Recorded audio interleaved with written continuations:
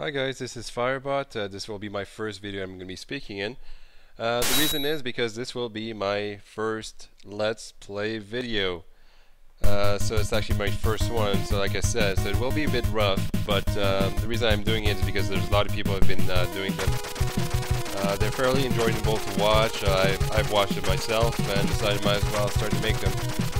Now the only thing is, now my speedruns, I'm still going to finish them up. My Megaman Zero 2 speedrun will be done very shortly, and I'm going to get to a new project too. But I'm still going to do these Let's Play videos every once in a while. So I decided to make my first one on one of my favorite games of all time, on the NES, Ninja Gaiden or Ninja Gaiden, however you want to say it.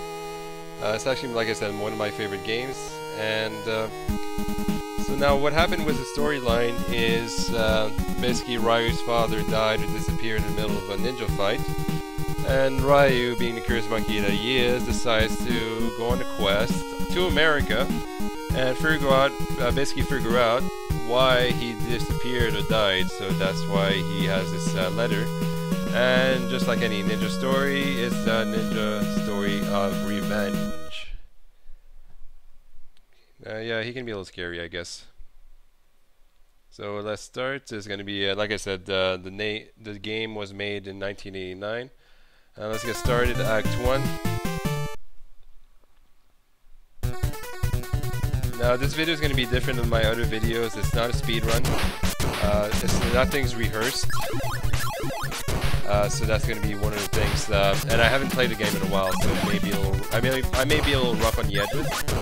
But I expect to pass it without any continues or anything like that. I might die once or twice at some spots, because the game really is. There's some jumps that can be really brutal in the game. But other than that, it should be okay. Here's a jumping slash, fire wheel, best weapon in the game, invincible fire wheel.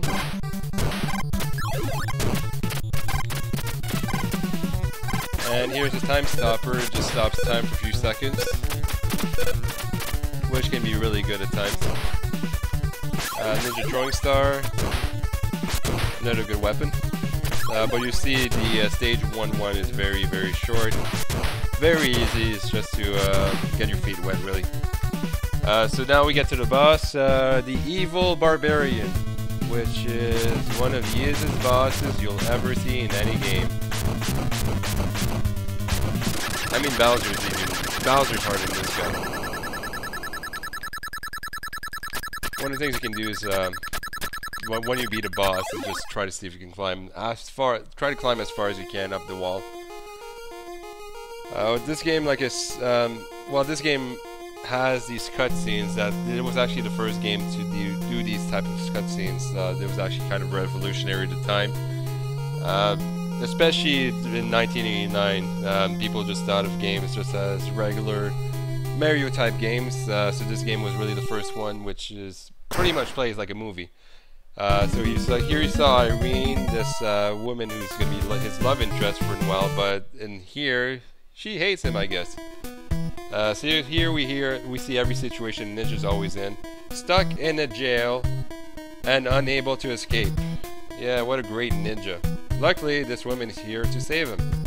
Hooray! Lucky for Ryu, she came to save him.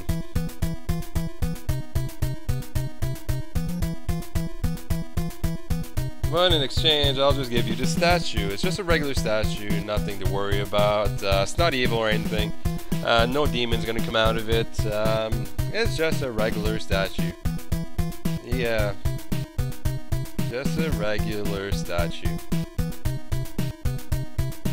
Now can you escape with it and not talk about it anymore, please? That's pretty much what the story is reading right now. That's as much as we know. But I guess now it's time to make our escape out of this open door. We're such a great ninja. You'll see this stage is very straightforward. Again, you'll see a lot of jumps. This is actually the first stage that actually has gaps. But if you haven't played this before, or like even if you did, but you aren't that good, it's not a stage you'll have too much problems with. It's it's a very, like I said, very straightforward stage. Nothing too big to worry about. Here's jumping flash again. You can press B and down at the same time to save some power, like this. If you want to save some power for the boss, like because you can actually keep it and wait for the boss, kill him one shot. But we're not going to do that. We're just going to kill him just the regular way.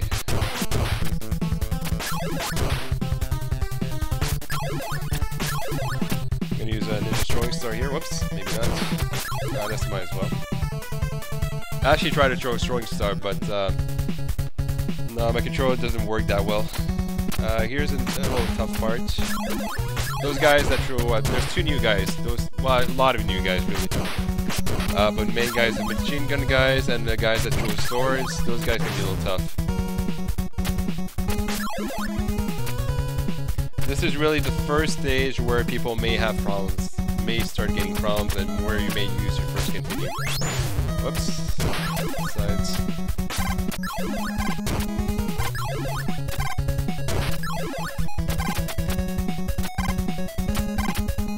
And the reason why you may use a continue, I'll show you in a few seconds. It's actually one of the trickier jumps. The jumps starts to get tricky in this stage. Here's jumping slash. You need to use it here. It's best to use it. Here's the fire wheel. Now here, I'll stop here. Wait, I'll just kill him. But I'll just stop here. The next guy is, this is actually a tricky jump. You can use the fire wheel to escape very easily, fairly easily. But if you want to use the sword, you need to use it and time it very, very well because the guy can knock you in the pit. So I'll show you right now. This guy and this guy. Now, time it this right. You gotta jump it, or you may fall in the pit. If you gotta delay it just a tiny second. To pass through it. This is the boss's second stage, Bomber Head, and very easy. You just actually, all you need to do is duck when he stops, and he's almost as easy as Barbarian, really. You can get the, if you have the jumping slash, you can get to him and kill him in one shot. You can use the fire wheel, destroy his sickle, but like I said, he really isn't that tough either way. So now we're basically still in our escape. Now we try to figure out why we received that statue. And Ryu's suspicious. That's great. But we're actually getting to meet the person we were trying to find. That's why we were going to America in the first place. So we're getting to Act 3. And here he is, Mr. Winston Smith. Oh, Walter Smith. I guess I got his name wrong. Alright, no matter. He's gonna... Well, I won't spoil it, but something's gonna happen to him very shortly, let's say.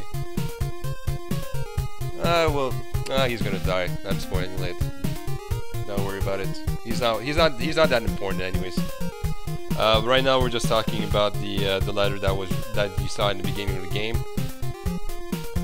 And we get to hear the plot of the story, what's actually happening, why he's disappeared, what the statue is about. And here he's talking about the statue. Yeah, wait a minute, you mean you tell that statue? Oh yeah, it's the exact statue as you're holding, right? That evil statue. There's that regular statue that really contains a demon inside. Yeah, that demon statue possesses enough evil power to destroy an entire nation. Thank you, woman. Now we got it in our hands now.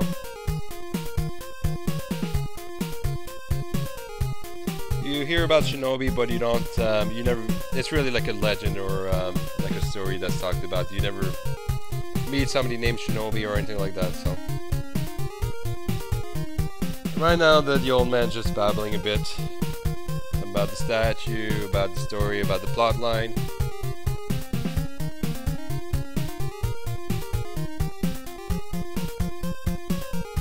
Now we get to know that there's actually two statues, and we're actually holding the statue Shadow. There's still the statue of Light, and we pretty much have to stop both of them from getting together, really. So we get to know that the statue is really... Whoa! What is this? Now I've got it. Bye, friend. What the? Yeah, Ryu's proving to be a great ninja right now, is he? But we're gonna stop here. This is 3-1. It's about right about 10 minutes, so I'm gonna stop here and get back to you in the next video.